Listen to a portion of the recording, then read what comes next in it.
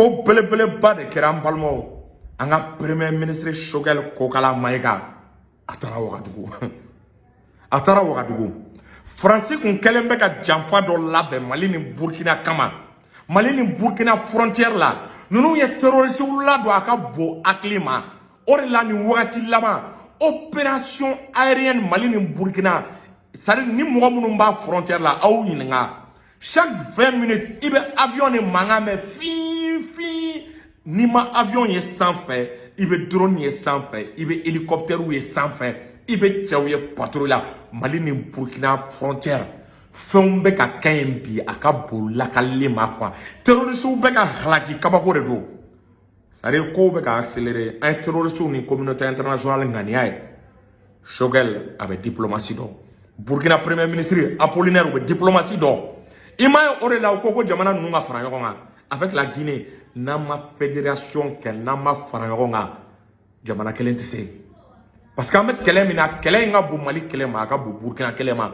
a ka bon Guinée kɛlɛ ma mais ni jamana ninnu farala ɲɔgɔn kan o bɛ se k'u kɔgɔ da Faransi la Faransi ye jamana joli de coloniser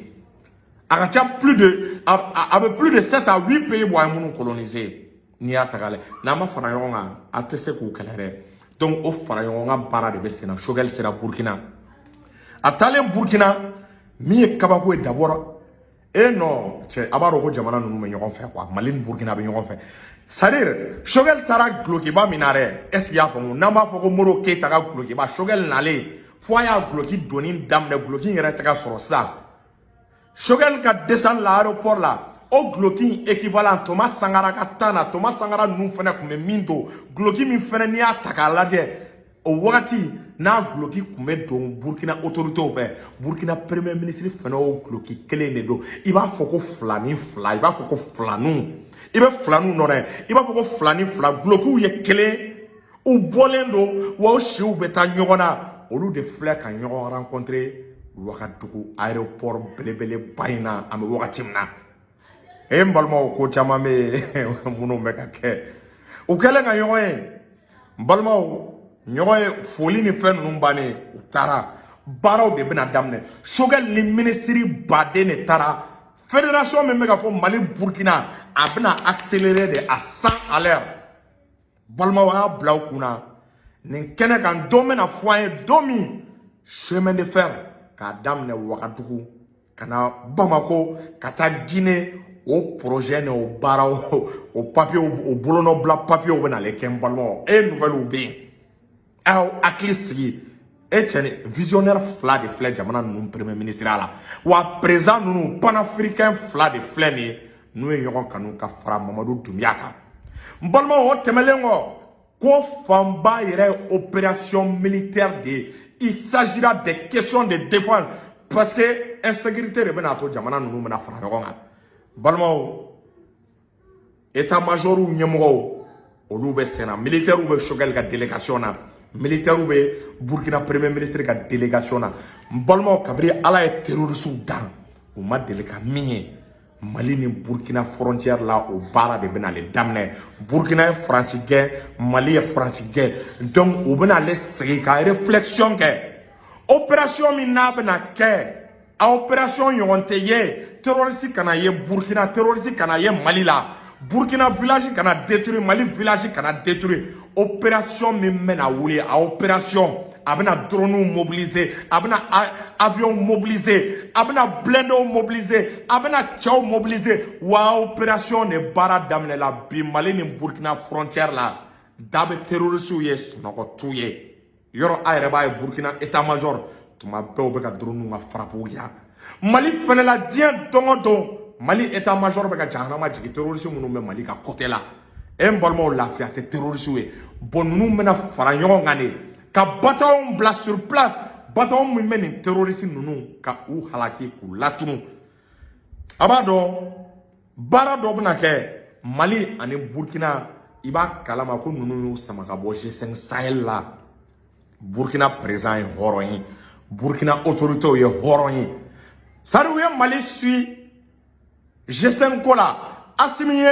a dɔgɔkɛ conseiller n'o ye Ibrahima Kamara ko u kana don G5 Sahel la k'a ka bɔ G5 Sahel la Macron ko ba de kɛra. Macron ye Ibrahima Traoré wele téléphone na en personne.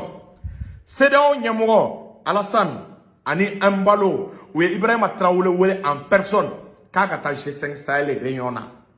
Ibrahima Traoré ma sɔn ka taa. A ko k'ale n'a kɔrɔkɛ y'i bolo di ɲɔgɔn ma. Ale bɛ to a kumakan kɔ k'a mago tɛ G5 Sahel la. Ko la collaboration Mali, Burkina, Guinée.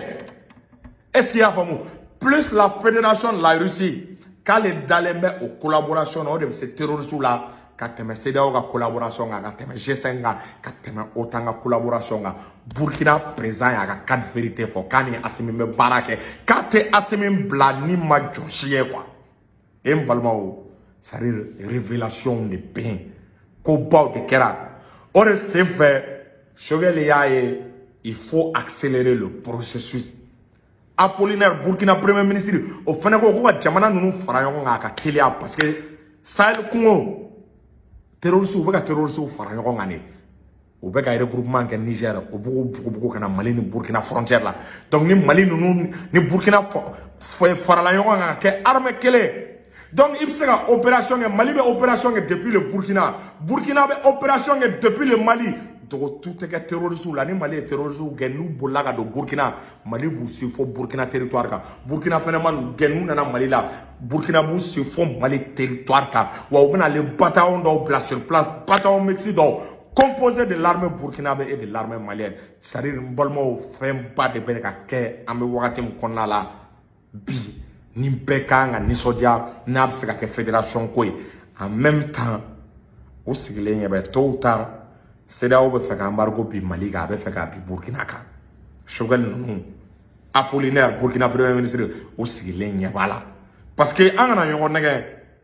an bɛ wagati min na élection tɛna kɛ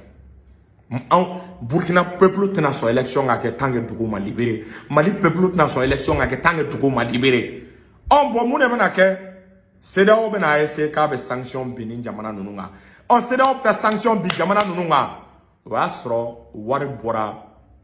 bɔra ni jamana fila ni ɲɔgɔn cɛ ka se Burkina ma disons ni jamana saba Mali Burkina Guinée o y'a sɔrɔ an y'an ka monnaie bila sur place n'a ye yenwa diya a ka sanction ta ka bi an kan UEMOA tɛna kɛ tuguni est-ce qu'il y'a faamu an ka banque centrale an ka banque min n'an ka wari n'an ka réserve bɛ stocké jamana saba ka fara ɲɔgɔn kan na u bɛna banque belebeleba dɔ de bila sur place o banque in b'an ka wari n'an ka fɛnw mara o banque in bɛ liquidité circuler ni jamana saba ni ɲɔgɔn cɛ monnaie ko création o projet bɛna sen na nin ye CEDEAO yɛrɛkɛtɔ de ye CEDEAO citɔ de filɛ nin ye an bɛ wagati min kɔnɔna la o tɛmɛlen jamana fila ka se saba ninnu ma o bɛn'u tɛgɛ di ɲɔgɔn ma Guinée port ka o agrandi ni CEDEAO ye sanction bi u kan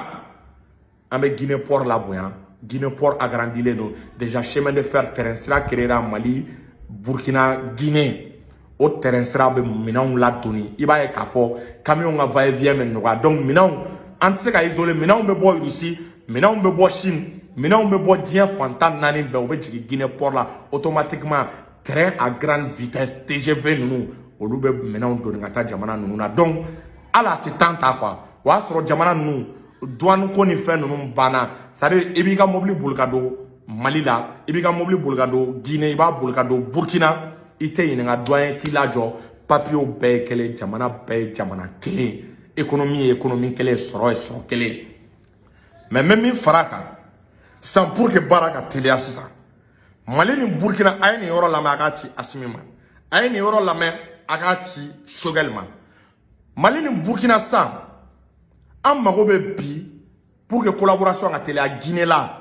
c'est-à-dire Assimi ani Ibrahima Traoré u ka demandé sisan Ibrahima Kamara fɛ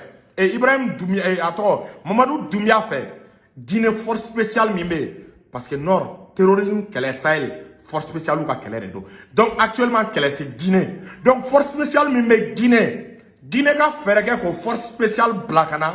o kana fara Mali force spéciale ni Burkina force spéciale kan donc terrain vide min bɛ yen Sahel kɔnɔ an k'an teliya ka terrain ninnu occuper terrorisme ko ka ban joona rapidement donc effectif ko problème min bɛ yen ni jamana fila ninnu na Donc Guinée effectif bena au comblé déjà Guinée force spéciale ou entraîner les ou la bene avion be Mali bolo avion be fin bolo Burkina bolo donc Guinée ka force spéciale ou mana fra Mali force spéciale ou donc aba to quoi en met terrain be occupé rapidement kele me banjona quoi tenter ta kele na me terrorisme taka bo andala Daesh fora la yonga Daesh Akmi